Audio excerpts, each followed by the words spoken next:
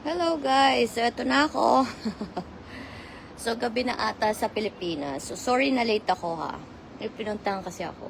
So eto na, yung 10th pahula natin. So mamimili ako ng tatlo, right? Sabi ko mamimili ako ng tatlo. Dapat isa lang kasi konti lang nag-participate. Pero tatlo pa rin yung pipiliin ko.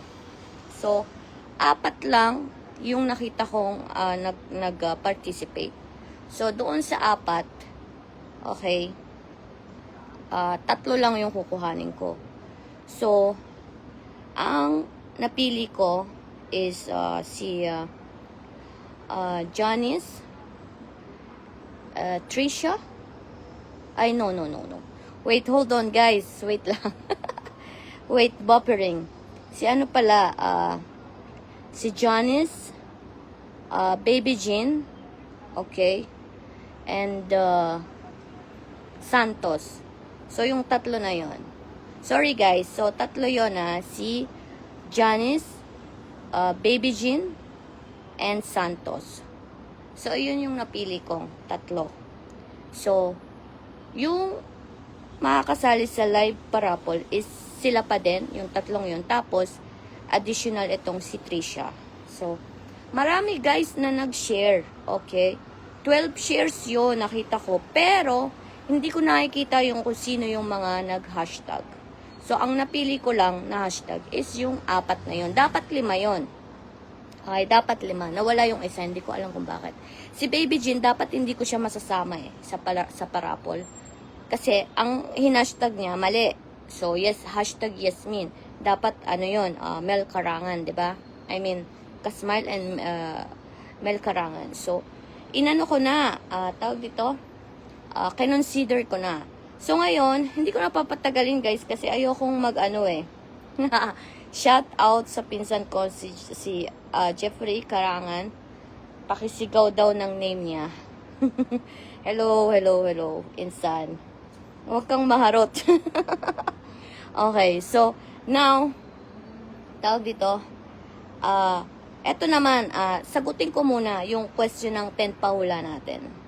So, question, if you could change one thing about the world today, what would it be and why?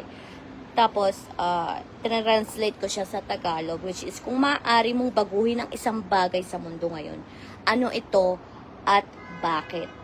Hindi ko alam kung bakit konti lang yung mga nag-participate. So, eto, ang sa akin, siguro, if I could change one thing about the world today, it's, about the mindset of the people. Alam mo yun? I want to make it their mindset to become positive.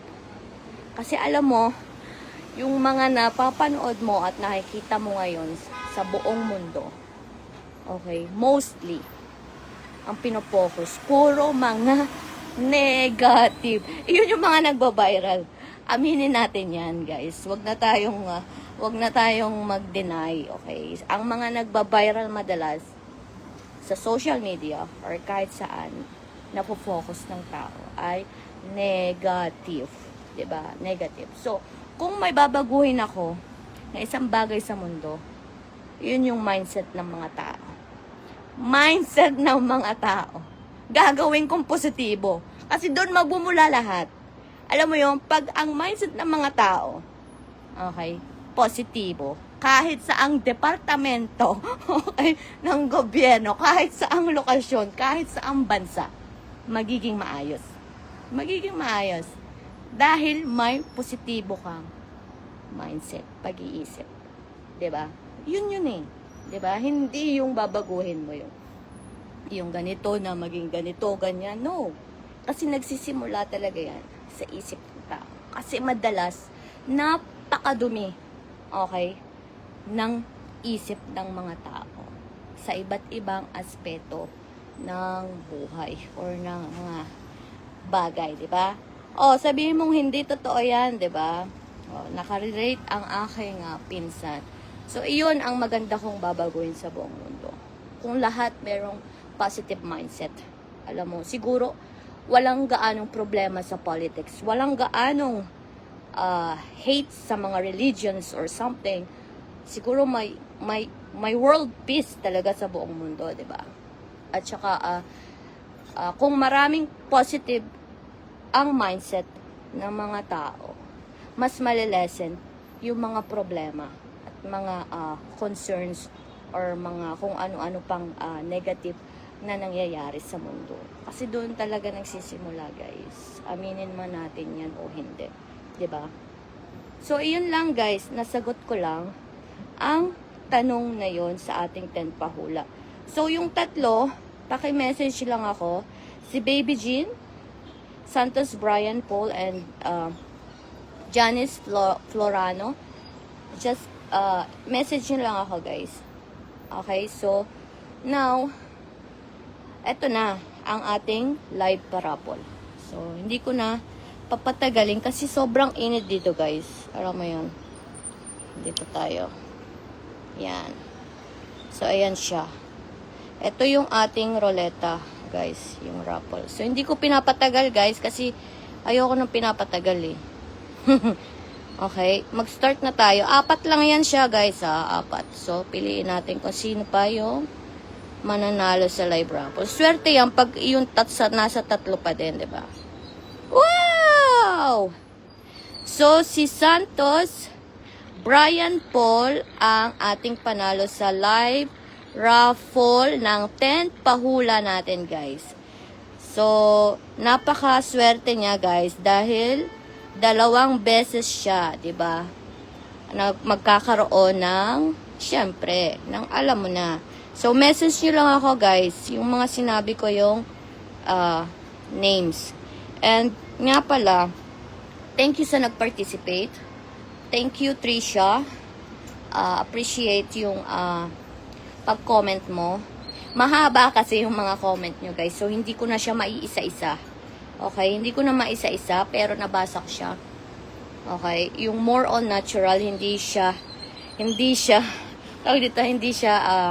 chat GPT. Okay? Hindi robotic. So, yung natural talaga, yung napili ko. So, thank you so much pa din naman sa pagpa-participate. So, next time, mag-participate kayo, guys. Kahit yung pag-hashtag lang ng 2 hashtag, yun lang naman madalas kong click share. Kasi, kahit na i-share nyo yun, hindi kayo makakasali sa live raffle draw. Kasi, hindi ko nga nakikita yung mga pangalan nyo. Kung sino lang makita ko, pag kinilik ko yung shares, 'di ba, sa post ko, makikita ko kung sino yung nag-hashtag. Yun lang masasali ko sa listahan ng mga kasali sa raffle draw. So, sabi ng pisa, insan ano ba nauna? Itlog o manok? Ano nga ba?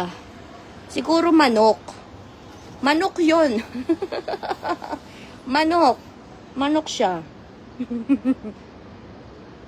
Manok siya. Manok. Hello, Shine Bars. Hello. Assalamualaikum. So, ayun, guys. So, next time, 11 pahula. Magpo-post ako this coming week. First week. So, siguro sa off ko na. Magpapahula tayo ulit. 11 pahula na, guys. 11 pahula na tayo. Malapit na ang ating siguro, hindi ko alam kung anong year or date ako nag-start na magpahula. So, pag sa anniversaries, may tayo. May maganda tayong pahula or gagawin. So, yun lang, guys. Thank you so much sa inyong lahat. Salamat sa mga nanood. Hindi ko na papahabain to kasi gusto ko maikli lang ang aking live. Thank you so much.